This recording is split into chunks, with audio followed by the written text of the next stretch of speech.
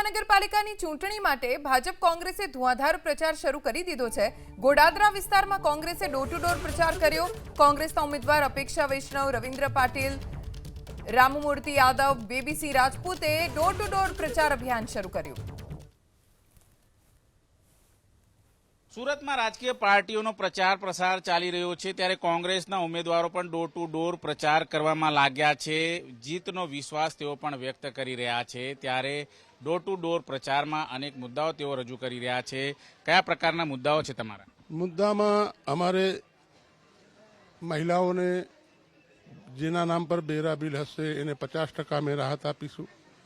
સ્વચ્છ પાણી, રસ્તા, ગટર અને જે અત્યારે હાલમાં જે તકલીફો ચાલી રહ્યા છે બધા માટે અમે કોંગ્રેસ અમારા મેનિફેસ્ટો જાહેર કર્યા છે।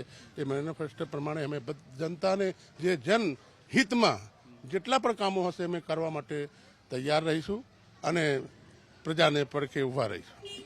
ગલીએ ગલીએ અત્યારે હાલ વિરોધ જોવા મળી રહ્યો છે, કયા પ્રકારનો વિરોધ હોય છે? શું કયા પ્રકાર લોકો કહેતા હોય છે? લોકો તો એમ કહે છે કે રસ્તા, પાણી અને જો મેન અમુક ઘણા સોસાયટીઓ એવા છે કે અત્યાર સુધી કોઈ અત્યારે હાલમાં 5 વર્ષ 10 વર્ષ પૂરા થઈ ગયા છતાં અત્યારે ચૂંટણીના ટાઈમે બધા સોસાયટીઓનો રસ્તો ખોદી કાઢેલા। આટલા 5 વર્ષ સત્તામાં અને અત્યારે એને રસ્તા નથી દેખાયું। અત્યારે જે છે ચૂંટણી આવી છે તો લોકોને ભ્રમિત કરવા માટે કયા પ્રકારના મુદ્દાઓ તમારા? મુદ્દા ઘણા બધા છે। જેટલા આપણા મહાનગરપાલિકાના જો શિક્ષણ સમિતિના જો સ્કૂલો છે એમની સામે ઘણી બધું દારૂનો ઠેકો ચલાવે છે આ લોકો। પછી જેટલા લોકોને ત્રાસ છે, ગુંડાગર્દીનો ત્રાસ છે, મ્યુનિસિપલ કોર્પોરેશનના જેટલા હદમાં વિસ્તારો આવે છે, જે કે નગર પ્રાથમિક બનો, આંગણવાડી બનો, આમાં જે પ્રાથમિક સુવિધા લોકોને મળતી નથી। જાગે જાગે દારૂનો ઠેકો આ લોકો ચલાવે છે। એસએમસીમાં આપણે કમ્પ્લેન કરવા જઈએ તો પોલીસ પેલા લોકોને ગલીવાળાને ઉચકીને નાખી દે છે। આવી બધી બહુ પ્રોબ્લેમ છે, અમે એમાં કામ કરીશું। બિલકુલ, તમે કયા કયા મુદ્દાઓ લઈને પ્રજા સમક્ષ ગયા છો?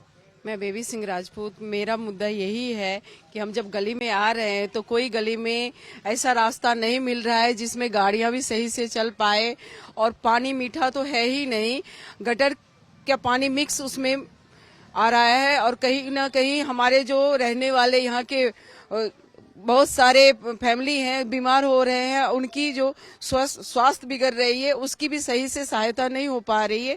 ये सब समस्या है।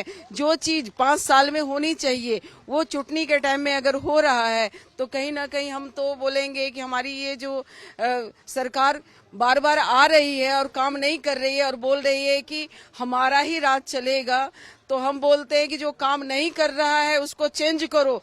બિલકુલ ચેન્જ કરો। તમે શું કહેશો, કયા મુદ્દાઓ છે? મને આ વખતે યુવા તરફથી ટિકિટ ફાળવવામાં આવી છે, તો હું એવી આશા રાખું છું કે આ વખતે યુવા સૌથી વધારે મતદાન કરે।